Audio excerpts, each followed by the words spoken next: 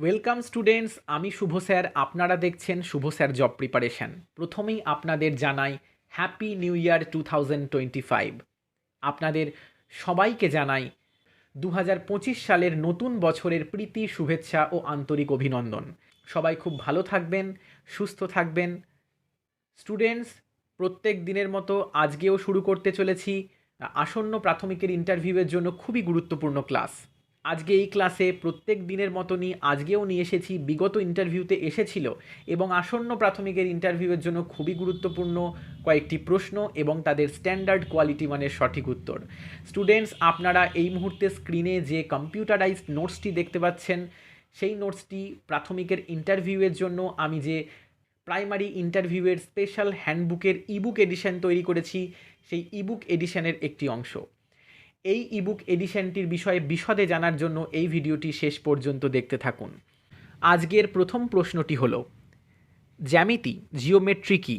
এই প্রশ্নের সঠিক উত্তরটি হলো, আমাদের চারপাশে প্রতিনিয়ত যে সকল বস্তু বা পদার্থ দেখতে পাই, সেই সকল বস্তু বা পদার্থ দ্বারা অধিকৃত স্থানের আকার, আয়তন, পরিমাপ, অঙ্কন কার্য প্রভৃতি সম্বন্ধে গণিত শাস্ত্রের যে শাখায় আলোচনা করা হয় তাকে জ্যামিতি বলা হয়। জ্যা এবং মিতি শব্দ দুটি থেকে একসঙ্গে জ্যামিতি শব্দটির উৎপত্তি হয়েছে।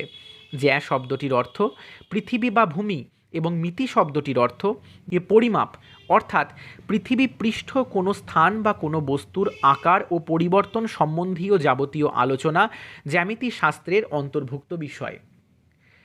স্টুডেন্টস, আপনারা এই সমস্ত জ্যামিতি এবং এই প্রশ্নগুলি আপনাদের স্কুলে পড়াশোনার সময় আপনারা পড়েছেন, কিন্তু ইন্টারভিউতে এই সমস্ত প্রশ্নগুলি জিজ্ঞাসা করা হতে পারে প্রাথমিকের ইন্টারভিউয়ের জন্য। বিশেষ করে এই প্রশ্নগুলির উত্তর আপনাদের সুন্দরভাবে তৈরি করে রাখতে হবে, প্রিপারেশন দিয়ে তৈরি করে রাখতে হবে। এর ফলে আপনারা ইন্টারভিউ রুমে যখন ইন্টারভিউয়ারদের জিজ্ঞাসা করার পর আপনারা উত্তরটা বলবেন, তখন ভালোভাবে আপনারা উত্তরটা বলতে পারবেন। এর পরবর্তী প্রশ্নটি হলো, ঘনক কিউব কাকে বলে? এই প্রশ্নের সঠিক উত্তরটি হলো, যে সকল ঘনবস্তুর দৈর্ঘ্য, প্রস্থ ও উচ্চতা সমান তাকে ঘনক বলে। ঘনকের 6টি তল থাকে, যেমন লুডো ছক্কা। স্টুডেন্টস, এর পরবর্তী প্রশ্ন হলো, গোলক স্ফিয়ার কাকে বলে? যে সকল ঘনবস্তু গোলাকার তাদের বলা হয় গোলক, যেমন ফুটবল, মার্বেল, গ্লোব। এর পরবর্তী প্রশ্ন হলো, রেখা কাকে বলে? যাহার দৈর্ঘ্য আছে কিন্তু প্রস্থ বা বেধ নেই তাহাকে বলা হয় রেখা। রেখার মাত্রা একটি, দুইটি সমতল মিলিত হয়ে রেখার সৃষ্টি করে। বিন্দু কাকে বলে? এই প্রশ্নের সঠিক উত্তরটি হলো, যাহার অবস্থিতি আছে কিন্তু দৈর্ঘ্য, প্রস্থ বা বেধ কিছুই নেই তাকে বিন্দু বলে। বিন্দুর কোনো মাত্রা নেই। এর পরবর্তী প্রশ্ন, রেখা ও বিন্দুর মধ্যে পার্থক্য কী? এই প্রশ্নের সঠিক উত্তরটি হলো, তলের প্রান্ত বা সীমা হলো রেখা, রেখার প্রান্ত বা সীমা হলো বিন্দু। রেখা একমাত্রিক, বিন্দুর কোনো মাত্রা নেই। রেখার দৈর্ঘ্য আছে, প্রস্থ ও বেধ নেই। বিন্দুর দৈর্ঘ্য, প্রস্থ ও বেধ কোনোটাই নেই। দুইটি বিন্দু যুক্ত করিয়া রেখা উৎপন্ন হয়, দুইটি রেখা মিলিত হইয়া একটি বিন্দু উৎপন্ন হয়। স্টুডেন্টস, এই প্রশ্নগুলি বিগত ইন্টারভিউতে অনেকবার জিজ্ঞাসা করা হয়েছে, তাই এই প্রশ্নগুলিকে খুবই সহজ মনে হলেও বারবার প্রিপারেশনের দ্বারা উত্তরগুলি ঠিকমতোভাবে প্রিপারেশন নেবেন। এর পরবর্তী প্রশ্ন, সরলরেখা ও বক্ররেখার পার্থক্য কী? এই প্রশ্নের যথাযথ সঠিক উত্তরটি হলো, দুইটি বিন্দু দিয়া একটি মাত্র সরলরেখা অঙ্কন করা সম্ভব, দুইটি বিন্দু দিয়ে অসংখ্য বক্ররেখা অঙ্কন করা সম্ভব। একটি সরলরেখার সকল অংশই একই দিকে প্রসারিত, একটি বক্ররেখার সকল অংশই ভিন্ন দিকে প্রসারিত। দুইটি সরলরেখা একটি মাত্র বিন্দুতে ছেদ করতে পারে, দুটি বক্ররেখা এক বা একাধিক বিন্দুতে ছেদ করতে পারে। এর পরবর্তী প্রশ্ন, রেখাংশ কাকে বলে? এই প্রশ্নের যথাযথ সঠিক উত্তরটি হলো, কোনো সরলরেখার সীমাবদ্ধ স্থানকে বলা হয় রেখাংশ।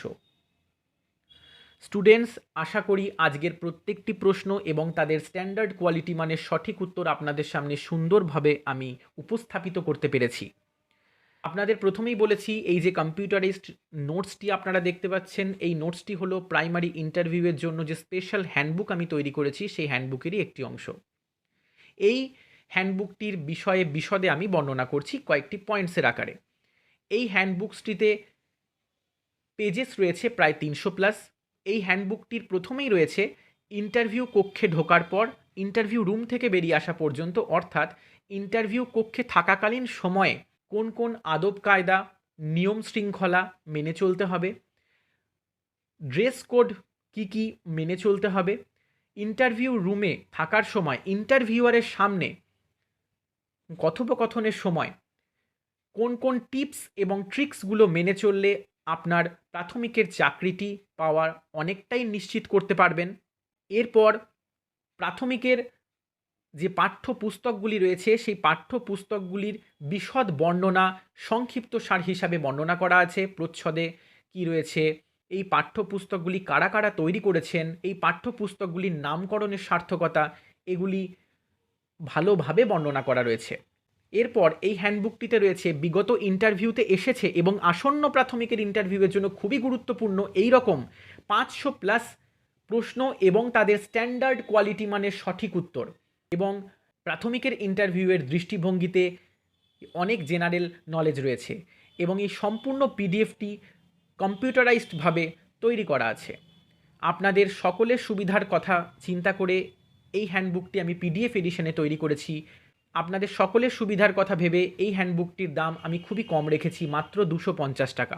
আপনারা প্রথমে এই হ্যান্ডবুকটির ডেমো পিডিএফ দেখুন, তারপর নিতে ইচ্ছা হলে এই ভিডিওর ডেসক্রিপশন বক্সে ফোন নাম্বার দেওয়া আছে, সেই ফোন নাম্বারে আমার সাথে যোগাযোগ করুন, তারপর আপনারা এই হ্যান্ডবুকটি কিনতে পারেন।